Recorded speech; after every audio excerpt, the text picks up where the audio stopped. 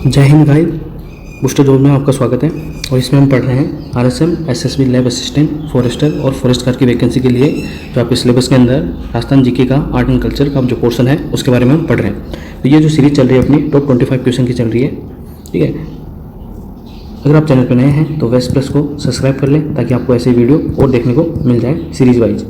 और इसकी पीडीएफ लेने के लिए आपको टेलीग्राम चैनल ज्वाइन करना पड़ेगा, उसका लिंक आपको डिस्क्रिप्शन में मिल जाएगा। इस वीडियो को पीडीएफ के साथ देखिएगा ताकि आपके दिमाग में अच्छे से ये बैठ जाए, ठीक है। और पीडीएफ को बार बार रिवाइज कीजिए ताकि आपके दिमाग में एकदम अच्छे से याद हो जाए। चलिए शुरू करते हैं पहले क्वेश्चन के साथ। पहला क्वेश्चन है, राजस्थान में मृदा यानी कि मिट्टी में लवणीयता और क्षारीयता की समस्या कहाँ पाई जाती है? तो यह पाली जिले के अंदर पाई जाती है। मृदा के अंदर लवणीयता और क्षारीयता की समस्या, तो ये पाली जिले के अंदर पाई जाती है। नेक्स्ट, राजस्थान में मरुस्थल का विस्तार किस दिशा में हो रहा है? तो राजस्थान में थार का मरुस्थल, कौन सा मरुस्थल है? थार का मरुस्थल है, जिसका विस्तार किस दिशा में हो रहा है? तो इसका विस्तार पश्चिम से पूर्व की ओर हो रहा है। ये राजस्थान का जैसे मैप है, ठीक है। तो इधर ये पश्चिम के अंदर थार का मरुस्थल है, तो ये पश्चिम से इस तरफ हो रहा है, ठीक है, पूर्व की ओर हो रहा है। नेक्स्ट है, दक्षिणी पूर्वी राजस्थान क्षेत्र में स्थानांतरित कृषि को किस नाम से जाना जाता है? तो जो दक्षिणी पूर्वी राजस्थान का जो क्षेत्र है वहाँ पर स्थानांतरित कृषि को वालरा के नाम से जाना जाता है। किस नाम से? वालरा, ठीक है। और असम के अंदर स्थानांतरित कृषि को किस नाम से जाना जाता है?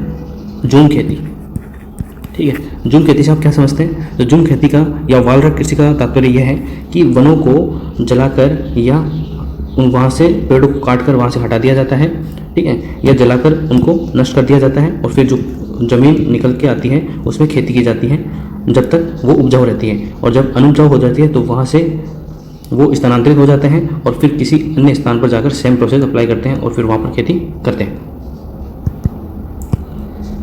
नेक्स्ट है, कौन सी समवर्षण रेखा राजस्थान को दो भागों में विभाजित करती है? जो 50 सेंटीमीटर की वर्षा लाइन है वो राजस्थान को दो भागों में विभाजित करती है। नेक्स्ट है, राजस्थान के किस जिले में अवनलिका अपर्दन की समस्या मुख्यतः होती है? जो कोटा क्षेत्र है, जो कोटा जिला है, उस कोटा जिले के अंदर अवनलिका अपर्दन की समस्या मुख्यतः होती है। अवनलिका से आप क्या समझते हैं? तो जो मतलब धरातल पर छोटी छोटी नलिकाएं बन जाती हैं जहाँ से पानी निकलने लग जाता है, ठीक है।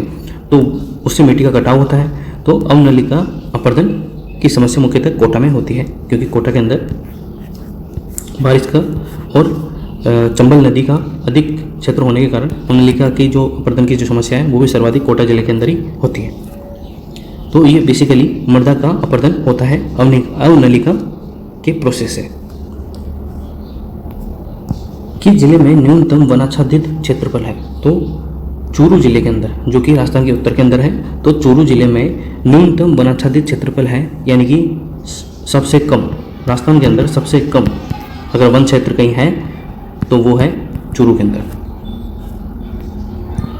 राजस्थान की सीमाएं कितनी किलोमीटर लंबी है? तो राजस्थान की सीमाएं 5920 किलोमीटर लंबी है टोटल।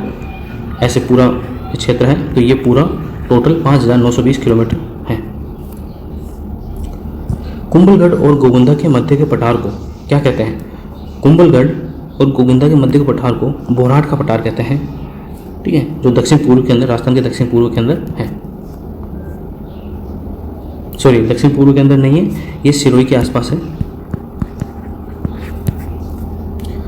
नेक्स्ट है, राजस्थान की कौन सी नदी बंगाल के अफवाह तंत्र का भाग नहीं है? अब जैसे मैंने बताया था आपको कि नहीं आ जाए, असत्य आ जाए या गलत आ जाए तो आपको उसको सर्किल करना है ताकि आपके माइंड में रहे कि आपको आंसर नहीं है का देना है, गलत का देना है, असत्य का देना है, तो उसको सर्किल कर लेना है। राजस्थान की कौन सी नदी बंगाल के अफवाह तंत्र का भाग नहीं है? तो वो है माही नदी। तो माही नदी के बारे में एक और फैक्ट जान लीजिए आप।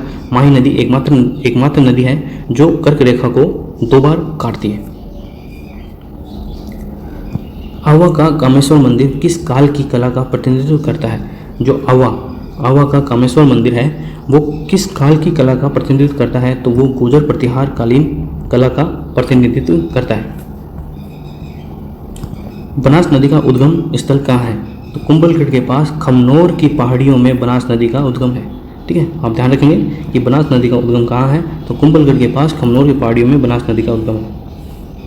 2011 की जनगणना के अनुसार कौन से जिलों में सबसे कम महिला साक्षरता है, ठीक है, मतलब 2011 की जनगणना के अनुसार वे कौन से जिले हैं जिनके अंदर महिला पढ़ी लिखी कम है। तो सबसे पहले है जालोर, फिर है सिरोही और फिर है जैसलमेर। राजस्थान में नए जल संभर यानी कि वाटर सेट, हिंदी में जल संभर कहते हैं, इंग्लिश में वाटर सेट कहते हैं, के चुनाव में किस मानदंड को महत्व दिया जाता है।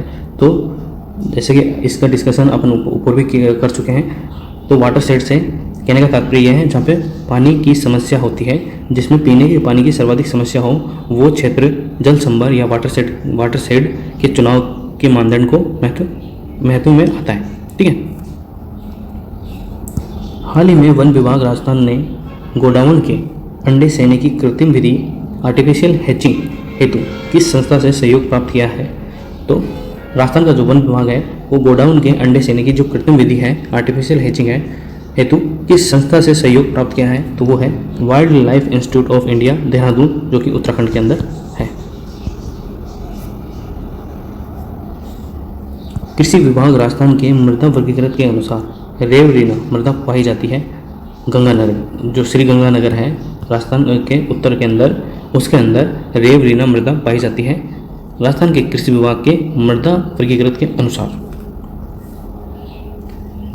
भारत सरकार के खाद्य प्रसंस्करण उद्योग मंत्रालय के सहयोग से green tech mega food park ने अपनी इकाई स्थापित की है। तो रूपानगढ़ अजमेर के अंदर अपनी इकाई स्थापित की है। एक बार फिर से पढ़िए, भारत सरकार के खाद्य प्रसंस्करण उद्योग मंत्रालय के सहयोग से green tech mega food park ने अपनी इकाई कहाँ स्थापित की है। तो रूपनगढ़ अजमेर के अंदर। नाथ्रा की पाल और मोरिजा बानोला किस खनिज की खाने हैं। तो ये लौह अयस्क की खाने हैं, नाथ्रा की पाल और मोरिजा बानोला। तो ये किस जिले के अंदर है, ये आप मुझे कमेंट बॉक्स में बताइए। ठीक है, तो ये किसकी खाने हैं, किस खनिज की खाने हैं। तो लौह अयस्क की खाने हैं। राजस्थान का द्वितीय परमाणु ऊर्जा संयंत्र कहाँ प्रस्तावित है। तो वो बांसवाड़ा के अंदर प्रस्तावित है।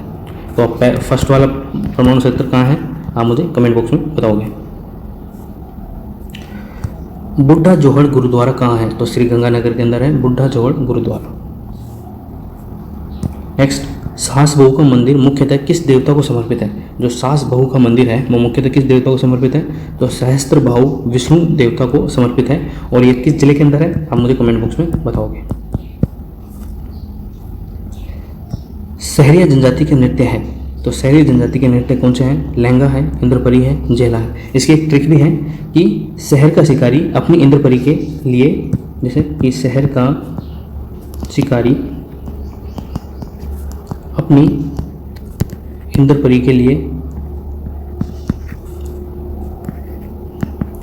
जेला, लहंगा जेला लाया। ठीक है, तो शहर से सहरिया, शिकारी से शिकारी नृत्य, अपनी इंद्रपरी नृत्य, झेला से झेला नृत्य, लहंगा से लहंगा नृत्य। तो ये सहरिया जनजाति के प्रमुख नृत्य हैं। तो ये इसकी ट्रिक है। राजस्थान की सबसे लोकप्रिय फड़। तो ये फड़ क्या होती है। तो फड़ होती है किसी लोक देवता के बारे के अंदर या कोई गीत या कोई उसके बारे में जानकारी। तो राजस्थान की सबसे लोकप्रिय फड़ कौन सी है। तो राजस्थान की सबसे लोकप्रिय फड़ है बापूजी की फड़, आप ध्यान रखेंगे। नेक्स्ट है सॉरी प्रधानमंत्री फसल बीमा योजना के अंतर्गत किसानों से कितना प्रीमियम लिया जाता है। तो ये अलग अलग है। जैसे खरीफ के लिए 2% लिया जाता है, रबी के लिए 1.5% लिया जाता है, और जो वाणिज्यिक फसलें, जो नकदी फसलें होती हैं, उनके लिए 5% लिया जाता है। ठीक है, तो आप ध्यान रखेंगे कि प्रधानमंत्री फसल बीमा योजना के अंतर्गत किसानों से कितना प्रीमियम लिया जाता है। खरीफ के लिए 2%, रबी के लिए 1.5% और वाणिज्यिक जो नकदी फसलें होती हैं उनके लिए 5% लिया जाता है। 24 सेकेंड लास्ट क्वेश्चन, काजरी केंद्रीय शुष्क क्षेत्र अनुसंधान संस्थान द्वारा विकसित मरु सेना क्या है। काजरी केंद्रीय शुष्क क्षेत्र अनुसंधान संस्थान द्वारा विकसित मरु सेना क्या है। तो फसली रोगों हेतु बायो फॉर्मुलेशन है, मतलब ये एक तरह का कीटनाशक है। ठीक है, वो भी बायो यानी कि जैव निम्न करणीय। ये अंतिम क्वेश्चन अपना 7 अगस्त 2020 को भारत की पहली किसान रेल किन 2 स्टेशनों के मध्य चलाई गई थी?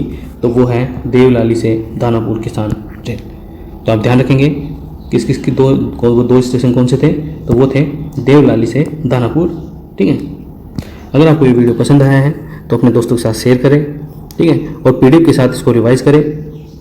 वीडियो पूरा देखने के लिए धन्यवाद।